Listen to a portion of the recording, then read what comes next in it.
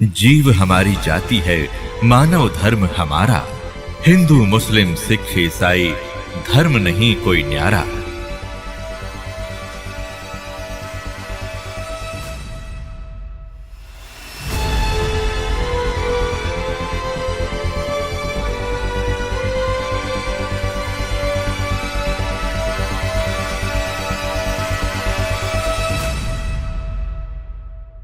ये सन 1727 विक्रमी संवत 1784 की बात है,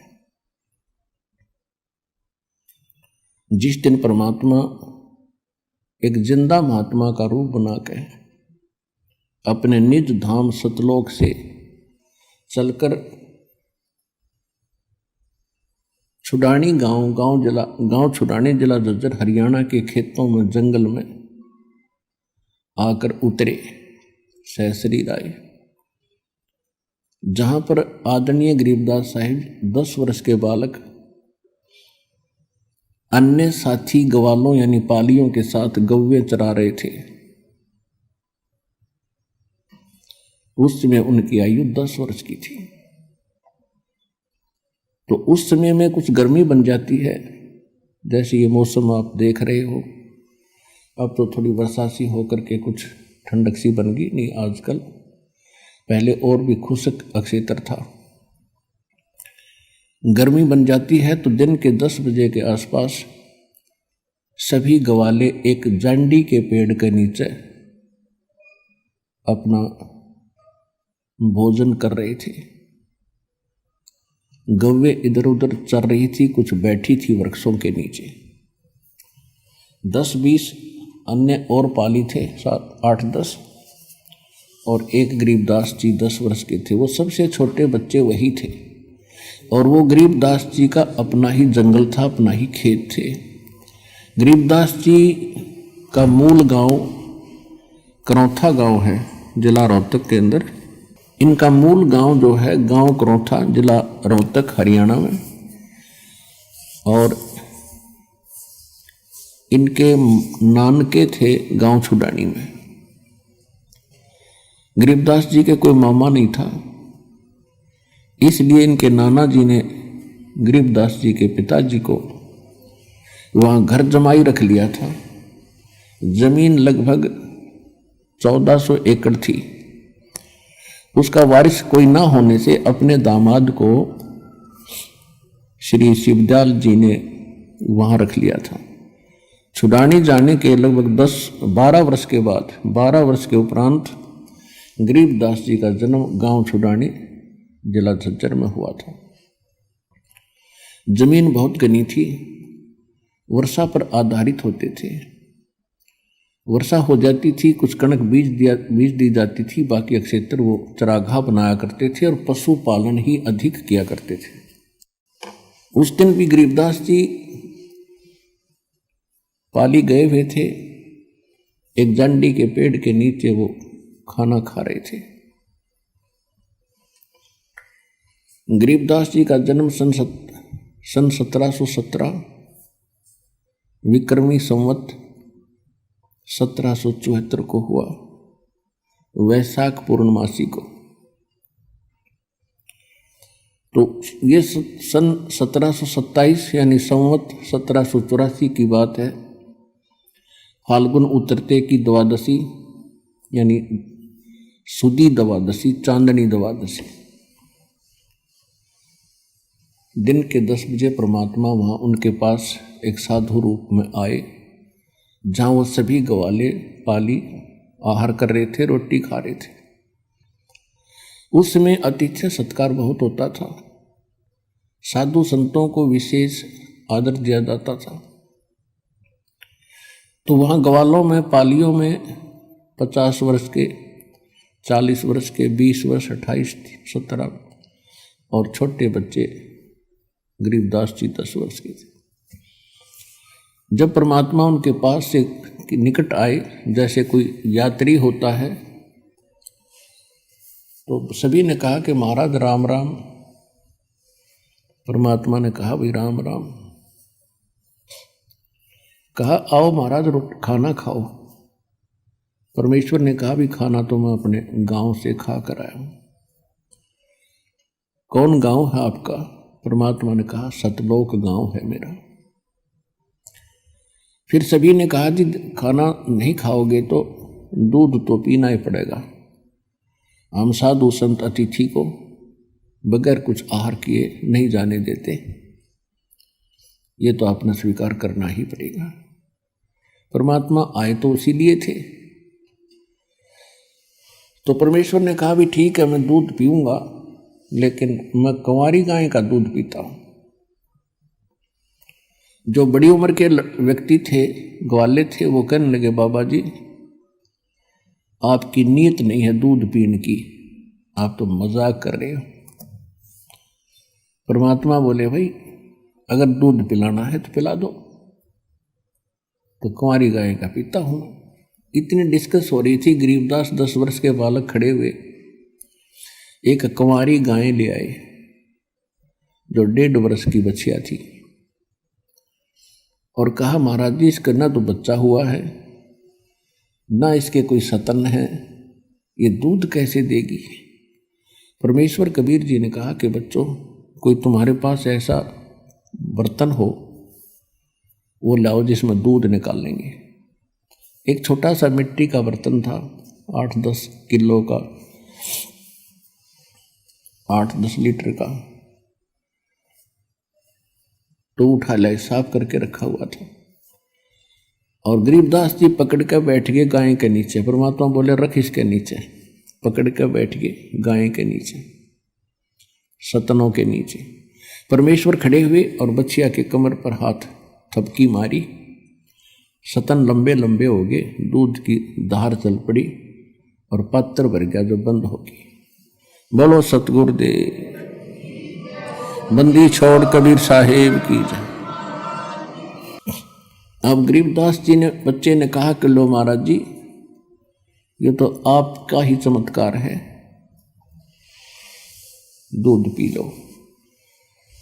परमात्मा ने कुछ दूध पिया, शेष उन पालियों से कहा कि ले बच्चों पी लो, ये प्रसाद है। अब जो बड़े गरीबदास जी से जो बड़े थे सारे, उन्होंने कहा कि हम ना पीवें, ये तो पाप का दूध है, कुंवारी गाय का दूध निकाल दिया और ना जाने क्या जादू जंतर कर रखा है आपने, और फिर आपने झूठा कर दिया, अपना पता कौन सी जाति के हो, हम ना पीवें, उठ कर चले गए। अब गरीबदास जी ने कहा कि लो भगवान मुझे दे दो, आपका बनाया हुआ प्रसाद कब कब उपलब्ध हो, सौभाग्य है मेरा जो आपका झूठा दूध मुझे प्राप्त होगा, अमृत होगा। परमात्मा ने कहा था बेटा ये जादू जंत्र का नहीं है, ये यहाँ इस लोक का भी नहीं है, ये तो मेरे लोक से आया, सतलोक से, और पी लो तुम, बहुत लाभ होगा। कहते हैं सकल पदार्थ है जग माही, पर कर्महीन नर पावत माही। गरीबदास जी ने वो दूध पिया, वो सभी चले गए दूर, पाली दूसरे साइड में गऊओं को भी आंक ले गए। अब वहां रह गए वो परमात्मा और वो प्यारी आत्मा जिसके लिए मालिक आए थे। परमेश्वर ने चर्चा शुरू की कि बेटा भक्ति किया करो, परमात्मा का नाम लेना चाहिए, ये मनुष्य जीवन बार बार नहीं मिलेगा। तो गरीबदास जी जैसे बच्चे थे कहने लगे भगवान हम करते हैं, राम राम करते हैं, सीता राम करते हैं, राधे श्याम का जाप करते हैं, बजरंग बली की जय बोले, शंकर भगवान की भक्ति करें। फिर परमात्मा ने काफी देर तक उनको समझाया बेटा ये इनकी भक्ति से मोक्ष नहीं हो सकता, आपका जन्म और मृत्यु नहीं मिट सकता, आपके कर्म के अंदर यानी प्रारब्ध के अंदर जो लिखा है कोई पाप कर्म जिससे आपको कोई हानि होनी है, तो इन भगवानों की भक्ति से वो समाप्त नहीं हो सकती। इन भगवानों की भक्ति करने से आपको पुण्य और पाप दोनों ही प्राप्त होंगे। और कहते हैं पिछले ही तप से होते हैं पूर्ण हंस मुराद। ये पिछले संस्कार थे उस बालक के, एकदम उसके हृदय में एक विशेष प्रेरणा हुई कि परमात्मा, आज तक हमने यो ज्ञान कभी किसी से सुना नहीं, और ऐसा भगवान नहीं सुना जो आप बताते हो कि वो सब दुख दूर कर सकता है, हमारे प्रारब्ध यानी किस्मत लिखे हुए लेख का भी नाश कर सकता है, हमारे सब पापों का नाश करके हमें पवित्र कर सकता है और मोक्ष पूर्ण दे सकता है। और हमने तो कभी कभार स्वर्ग सुना था, उस स्वर्ग की भी जानकारी पूरी नहीं थी। तब परमात्मा ने स्वर्ग की डेफिनेशन सुनाई, परिभाषा सुनाई कि स्वर्ग तो बेटा ऐसा है जैसे एक होटल होता है, और होटल के अंदर जैसे शिमला, कुल्लू, मनाली साइड में, यहाँ राजस्थान, हरियाणा, पंजाब, उत्तर प्रदेश के व्यक्ति जो धनी लोग होते हैं वो महीना 20 दिन, हफ्ता 10 दिन गर्मियों के समय में वहाँ चले जाते हैं, अपनी जेब में पैसा ले जाते हैं 50,000 60,000, कमरा किराए पर लेते हैं, होटल में खाना भी सब सुविधाएं उपलब्ध होती हैं, सैर सपट्टे करते हैं, कोई काम नहीं होता क्योंकि उनका वहाँ कर्म क्षेत्र नहीं है, वो अपने धन को ही व्यय कर रहे हैं, वहाँ उनको सुविधा खूब प्राप्त है, कोई काम नहीं, लेकिन उनकी जेब कट रही है, उनकी पूंजी नाश हो रही है जो लेकर गए थे, और जिस समय वो पूंजी समाप्त हो जाएगी वो स्वयं वहां से चले आएंगे। अगले वर्ष हो सकता है ऐसा लाभ ना हो जिससे 50-60 हजार रुपये सेव हो जाए, बचत हो जाए, तो वो अगले बार वहां भी नहीं जा सकते, यहीं रहना पड़ेगा। ठीक इसी प्रकार ये स्वर्ग है।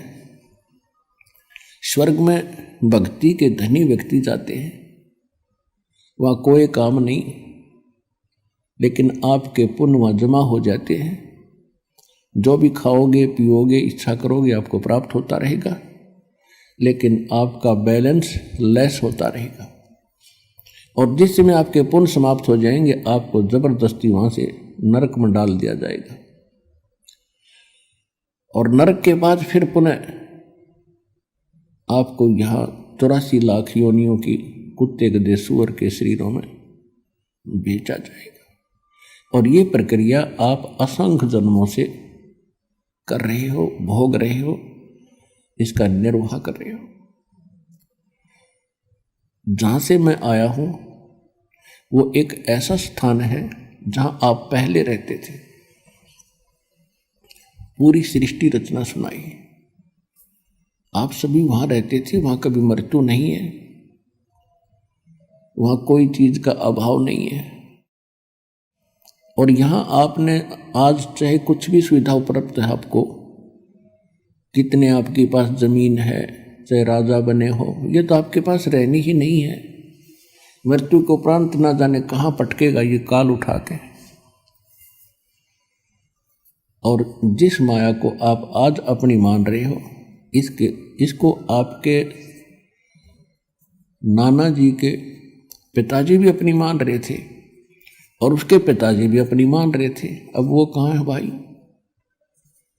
अब वो कहीं गधे कुत्ते बनकर घूम रहे हैं।